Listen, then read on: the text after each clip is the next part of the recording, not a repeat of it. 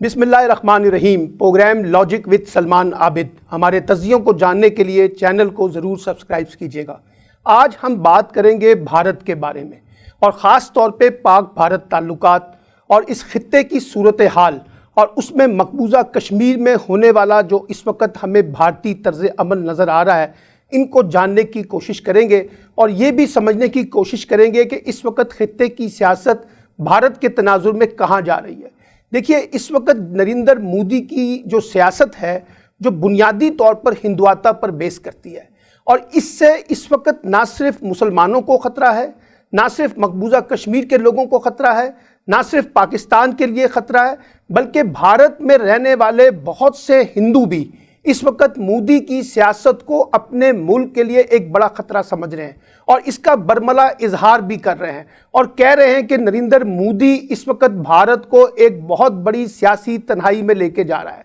और ख़ास तौर पे उसकी जो सख्त गीर पॉलिसी है, जिससे ना मुसलमान महफूज हैं ना हिंदू महफूज हैं। और रोज़ाना की बुनियाद पे हम इस तरह की वीडियोस देख रहे हैं जहां मुसलमानों के को चुन चुन कर तशद्दुद का निशाना बनाया जा रहा है, उनके साथ ज़्यादती की जा रही है और एक ख़ास नैरेटिव बिल्ड किया जा रहा है कि जिसने भी भारत में रहना है उसे नरेंद्र मोदी का हिंदुआता की सियासत का नज़रिया कबूल करना होगा। और यही वजह है कि मुसलमान भी अपने आप को इस वक्त हिंदुस्तान में गैर महफूज समझ रहे हैं। दूसरी तरफ मकबूजा कश्मीर की सूरत हाल है, आप छोड़िए पाकिस्तान क्या कहता है, आप एमनेस्टी इंटरनेशनल की रिपोर्ट्स देखें, ह्यूमन राइट्स वॉच की रिपोर्ट्स देखें, यूरोपियन यूनियन की रिपोर्ट्स देखें, अक़वाम मुत्तहिदा की इंसानी हकूक़ की कमेटी की रिपोर्ट देखें, अमेरिकन की कांग्रेस जो है उसकी जो इंसानी हकूक़ कमेटी है उसकी रिपोर्ट्स देखें। हर जगह ये बात शिद्दत से की जा रही है कि भारत इस वक्त अपनी तारीख की बदतरीन जो इंसानी हकूक़ की खिलाफ वर्जियाँ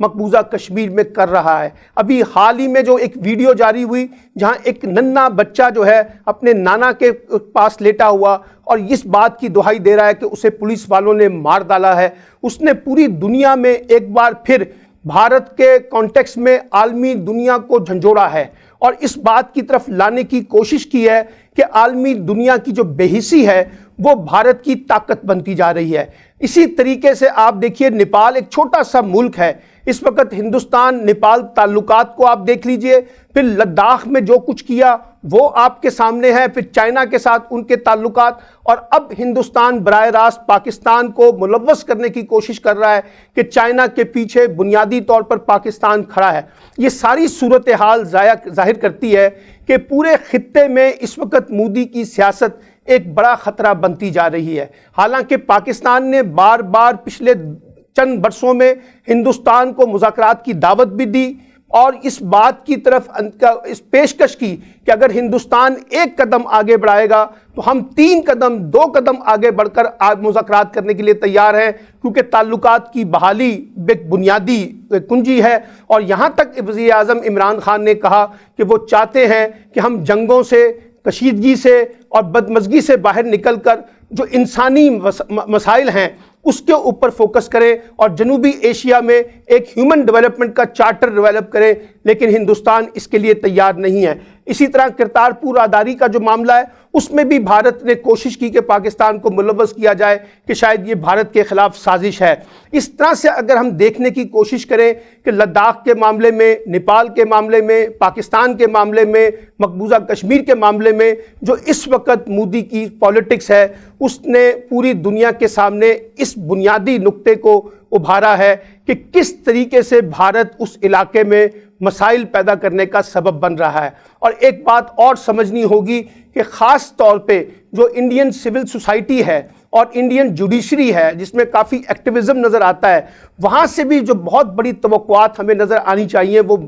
उस तरह से सामने नहीं आ रही। और फिर ख़ास तौर पे जो बड़ा मसला है, आज की दुनिया में मीडिया एक बड़ी ताकत है, लेकिन हिंदुस्तान का मीडिया जिस अंदाज से पाकिस्तान मुखालिफ दुश्मनी के ऊपर, इस्लाम मुखालिफ दुश्मनी के ऊपर लगा हुआ है, वो जाहिर करता है कि हिंदुस्तान का मीडिया भी इस वक्त एक अमली शक्ल में हिंदुआता की सियासत के साथ खड़ा है। और ये कहना कि जो इस वक्त मोदी कुछ कर रहे हैं वो सिर्फ मोदी का तर्ज अमल है, बीजेपी का तर्ज अमल है, आरएसएस का तर्ज अमल है या भारत के एक हिस्से का तर्ज अमल है, इससे भी बड़ी बात करनी चाहिए। और वो बड़ी बात यह है कि हिंदुस्तान की रियासत को کو استعمال کر رہے ہیں، ریاستی اداروں کو استعمال کیا کر رہے ہیں اس وقت مودی، اور ان ریاستی اداروں کو اس انداز سے استعمال کیا جا رہا ہے کہ وہ ہندوتا کی سیاست کے پیچھے کھڑے ہوں۔ تو میں یہ سمجھتا ہوں کہ اس وقت بھارت کے اندر جو کچھ ہو رہا ہے وہ ہمارے لیے بھی لمحہ فکریہ ہے، خطے کے باقی ممالک کے لیے بھی لمحہ فکریہ ہے، اور عالمی دنیا کے لیے بھی لمحہ فکریہ ہے۔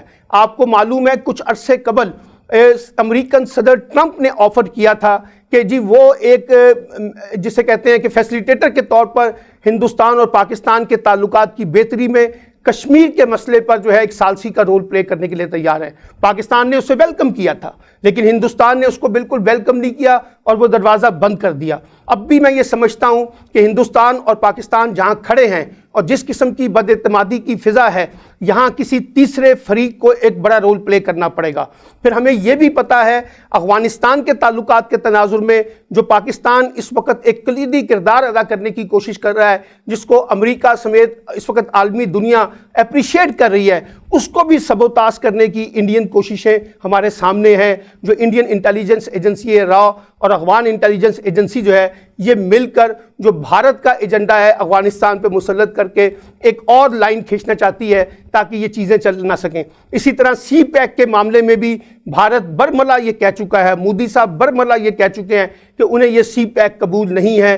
اور وہ اسے کسی بھی صورت میں پایا تکمیل پہ نہیں پہنچنے دیں گے۔ یہ ساری صورتحال ظاہر کر رہی ہے کہ جس انداز سے ہندوستان کو آج چلایا جا رہا ہے، یہ کوئی سیکولر ہندوستان نہیں ہے، یہ ایک مذہبی جنونی انتہا پسندانہ رجحانات پہ مبنی ہندوستان ہے۔ اور جس انداز سے وہاں پر ہندوستان کے بعض دانشور، جس میں ارندھتی رائے بھی ہیں، وہ جس طرح سے چیزوں کا اظہار کر رہی ہیں اور وہ یہ بتا رہی ہیں کہ اس وقت مودی کی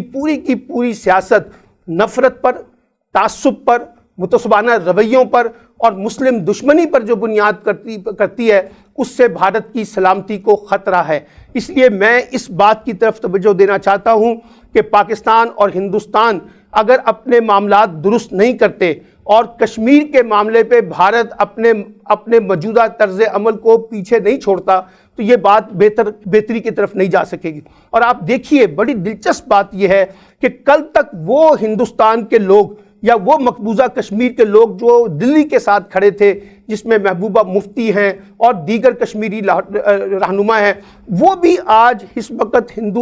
مودی کی سیاست سے نالاں نظر آتے ہیں، نظر بند ہیں، ان کے ساتھ بھی ریاستی جبر ہو رہا ہے، اور وہ بھی یہ کہتے ہیں کہ جناب اس وقت ہم نے جس انداز سے بھارت کا ساتھ دیا شاید وہ ہماری تاریخی غلطی تھی۔ اب اس تناظر میں اگر ہم دیکھیں تو سوال یہ پیدا ہوتا ہے کہ کیا مسئلہ ہندوستان اور پاکستان کے درمیان ہے یا مسئلہ اس وقت مودی اور پاکستان کے درمیان بنا ہوا ہے؟ اور مجھے لگتا یہ ہے کہ جو مودی کا اس وقت کا سیاسی طرز عمل ہے وہ بنیادی طور پہ رکاوٹ بن رہا ہے۔ ہندوستان میں بہت سے ایسے لوگ ہیں جو چاہتے ہیں کہ پاکستان کے ساتھ تعلقات بہتر ہوں، پاکستان میں بھی ایسے بے شمار لوگ ہیں جو چاہتے ہیں کہ ہندوستان سے تعلقات بہتر ہوں، اور اس میں ایک ہاٹ ایشو جو ہے وہ کشمیر ہے، کیونکہ کشمیر کے ایشو کو ریزالو کیے بغیر ہم آگے نہیں بڑھ سکیں گے۔ یہ کہہ دینا کہ کشمیر کے ایشو کو پس پش ڈال دیا جائے یہ ممکن نہیں ہے، کیونکہ کشمیر کے ایشو نے پچھلے چند عرصے میں صرف اپنے آپ کو کشمیر تک محدود کیا ہے، بلکہ عالمی دنیا کو بھی جگایا ہے اور اپنی حیثیت منوائی ہے ایک پرامن تحریک کے ذریعے۔ لیکن آج جس انداز سے ریاستی جبر کی بنیاد پر، طاقت کی بنیاد پر، بندوق کی بنیاد پر، تشدد کی بنیاد پر اس کو کچلا جا رہا ہے، اس نے پوری دنیا کے سامنے یہ سوال کھڑا کر دیا ہے کہ عالمی دنیا کا اس طرح کے مناظر میں کیا کردار بنتا ہے، اور کیا ہم صرف مذمتی قراردادیں پیش کرتے رہیں گے، وہ چاہے وہ OIC ہو، چاہے وہ سلامتی کونسل ہو، اور یا پھر ہم کوئی عملی اقدام کرتے ہوئے بھارت کو بھی ایک بڑے دباؤ کی سیاست میں لائیں گے۔ آپ نے دیکھا ہندوستان کے اندر بہت سے ایسے لوگ ہیں جو کہتے ہیں کہ ہم نے پاکستان کو مستحکم نہیں ہونے دینا۔ ابھی جو کراچی اسٹاک ایکسچینج کا واقعہ ہوا ہے، اس میں بھی یہ شواہد موجود ہیں کہ ہندوستان اس واقعے میں ملوث ہے، کیونکہ بھارت یہ کہتا رہا ہے۔ پھر BLA کو جس انداز سے سپورٹ کی جا رہی ہے ہندوستان کی طرف سے، وہ بھی ایک بڑا سوالیہ نشان ہے کہ کس طریقے سے بھارت جو ہے ہمارے داخلی کمزوریوں سے فائدہ اٹھا کر پاکستان کو ڈیسٹیبلائز کرنے کا ایجنڈا رکھتا ہے. اور میں نے پچھلے دنوں ایک بھارتی عسکری امور کے بڑے معروف تجزیہ نگار کو ٹی وی پر سنا, انڈین ٹی وی پر. وہ یہ کہہ رہے تھے کہ ہمارا بنیادی ایجنڈا اس وقت بھارتی حکومت کا یہ ہونا چاہیے کہ پاکستان کی فوج کو زیادہ سے زیادہ ڈیسٹیبلائز کیا جائے, کیونکہ ان کے بقول اگر فوج ڈیسٹیبلائز ہوگی تو پاکستان ڈیسٹیبلائز ہوگا. اور ان کے خیال کے مطابق پاکستان میں ایسے بہت سے لوگ ہیں جو فوج مخالف جذبات رکھتے ہیں, ہمیں ان کو فیسیلیٹیٹ کرنا پڑے گا, ان کو سپورٹ کرنا پڑے گا, ان کو ایڈمنسٹریٹولی ان کی سپورٹ کرنی پڑے گی. تو یہ وہ چیزیں نظر آ رہی ہیں ہمیں جو اس وقت بھارت کے کانٹیکسٹ میں اس پورے خطے کی سیاست کے لیے خطرہ بنتا جا رہا ہے. اور مسئلہ ان کا صرف پاکستان سے نہیں ہے, تمام ریجنل ممالک کے ساتھ اس وقت ان کے تعلقات جو ہیں وہ خراب ہیں. اور اگر یہ اسی طریقے سے رہے تو یہ صرف بھارت کو کمزور نہیں کرے گا بلکہ ساتھ ساتھ پورے خطے کی سیاست کو کمزور کرے گا. تو میں آخری بات یہ کہنا چاہتا ہوں کہ بھارت کے اندر جو اس وقت سیکولر لوگ ہیں, لبرل لوگ ہیں, جو انتہا پسندی کے رجحانات نہیں رکھتے, جو تشدد سیاست پہ بلیو نہیں کرتے اور چاہتے ہیں کہ پاک بھارت تعلقات بھی ٹھیک ہوں, مقبوضہ کشمیر میں سارے معاملے ہوں. اور پھر میں یہ بھی کہہ دوں کہ جو آرٹیکل 370 کی بات ہے اور پھر جس انداز سے وہاں وہ جو شہریت بل کو لایا گیا, ان سب چیزوں کو اگر بھارت کے لوگوں نے دباؤ ڈال کر مودی پر ایک بڑا دباؤ نہ ڈالا تو بھارت کی سیاست کا منظرنامہ بھی خراب ہوگا, خطے کی سیاست کا منظرنامہ بھی خراب ہوگا, پاک بھارت تعلقات میں ڈیڈ لاک بھی رہے گا, اور مقبوضہ کشمیر میں جو بھارت اس وقت سنگین انسانی حقوق کی خلاف ورزیاں کر رہا ہے وہ بھی جاری رہیں گی. تو یہ گیند بنیادی طور پہ عالمی عدالت میں, عالمی حکمران طبقات میں, عالمی طاقتور طبقوں کی کورٹ میں ہے کہ وہ اس معاملے میں اپنا ذمہ داری کا مظاہرہ کرتے ہوئے بھارت کو یہ باور کروائیں کہ اس کا موجودہ طرز عمل کسی صورت قابل قبول نہیں ہے. اور اگر وہ ان چیزوں پر ایک نارملائزیشن کی طرف نہیں جائے گا تو پھر عالمی دنیا بھارت کے خلاف جا سکتی ہے. یہی وہ ایک طریقہ ہے جب ہم بھارت پر ایک بڑے دباؤ کی سیاست پیدا کر کے اس کا قبلہ, اس کی ڈائریکشن, اس کی سمت جو ہے اس کو درست کر سکتے ہیں. وگرنہ بھارت اس وقت جس ڈگر پہ چل رہا ہے وہ ایک بہت بڑا خطرہ ہے اس پورے خطے کی سیاست کے لیے.